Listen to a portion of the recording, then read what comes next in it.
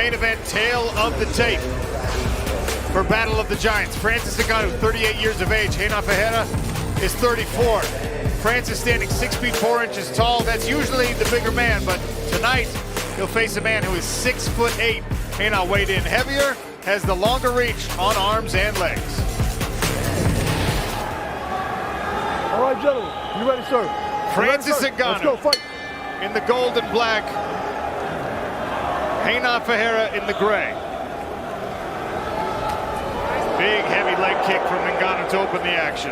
After the leg kick, off-balanced him a little bit. Takedown attempt. Right there. Randy Couture told you to watch for the wrestling. Who lands the takedowns? Good level change from Francis. Well timed, drives through. Now on top. And this is where Renan Ferreira has improved his game so much. He's going to have to unhook his own legs if he wants to get back to his feet. He's looking for a Kimura here, but my goodness. How are you going to Kimura that? Oh! Triangle attempt here. Francis needs to rip out of that right now. The longer he stays, the more chance he has of getting caught. What a setup for Renan Ferreira. Get your toes out of the cage. Get your toes. Murgliata peeling the toes of Renan Ferreira out of the cage as he tries to create an angle. Francis punching the left hand down. Hard to get Ngannou off him so he can get back to his feet. Ngannou's positioned himself, knees on the outside, feet on the inside, and he is unleashing thunder from... Oh, he's out! He's out! Renan Ferreira in big trouble! And he's down! And he is done! The king has returned! Francis Ngannou is back! Wow! Big, heavy hands from the top position, and one of those took the life out of Renan. You saw him slump. He tried to fight back up, and 2 more came, and he went completely flat. Slips under, beautiful double, keeps his feet moving, turns the corner, right into the butterfly guard of Renan Ferreira, steers him towards the cage. Again, slips over that big right hand, keeps his feet moving, finishes the takedown exactly where he needs to be, and then smartly steers the big man into the fence. Here you see the hammer fists. They aren't even hammer fists, they're just big fists. The sledgehammers. And there you see the life start to go out of Renan. One of those caught him right in the temple, on the left side of the temple. He's got a big mouse there. Dan Murgliata's seen enough. Here you see the fists coming in. No answer, no way for Renan Ferreira to get out from under those hips and that power of Francis Ngannou. And there the life goes out of him. Murgliata steps in. Man, devastating punching power. Doesn't even need to land clean. Doesn't even need to land like around the arms. He can just punch through guards. I mean, terrifying individual. He landed a couple of right hands underneath the armpit on that far side, and these lefts coming down and hitting the ear of Renan Ferreira, and there's just nothing for it. You cannot withstand that kind of force. The human skull and brain are not equipped to absorb that kind of damage. As well, Renan Ferreira's back on his feet. That's good to see. Really?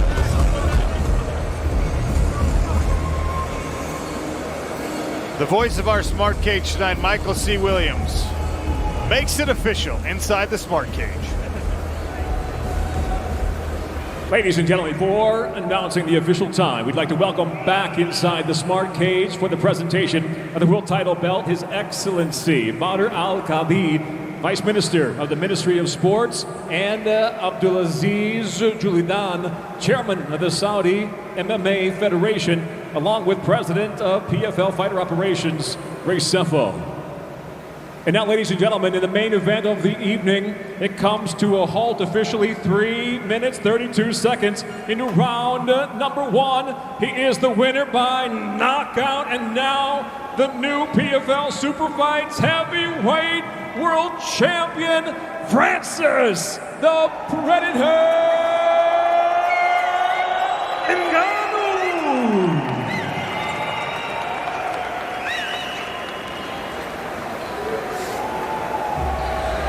Ray Sefo wraps the belt around Francis Ngannou, Pete Murray, Don Davis in the cage, along with dignitaries from the Saudi MMA Federation.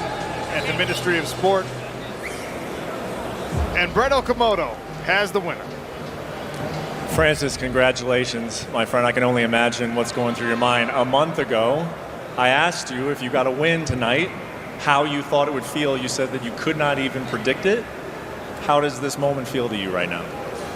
I don't know. I can just think about anything. That my son Kobe, you know, I only take this fight because of him. I wanted to fight for him, but that, and I'm done. So I don't know.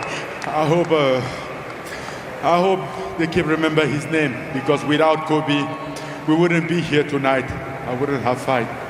But thank you everyone for coming, and thank you for Saudi Arabia. Thank you for Riyadh to be a great host, to always having us here, taking good care of us. For the people here, very lovely, supporting. I think today I have more than a fan base in Saudi. I think in Riyadh I have what I could call in another way, a family. Thank you guys. Francis, you are no stranger to difficulties and challenges in your life. After what you just described, I don't think many other human beings can even picture walking out with that on their mind. What was it like for you to walk to this cage tonight? He was tough. He's been tough. The past, I think, not only the training camp was tough, but the past 2 days were very tough, full of emotion. Couldn't do anything without thinking about it. I mean, I'm trying to say I will be strong, tell myself everything to keep moving, but it's hard, man. It's just hard.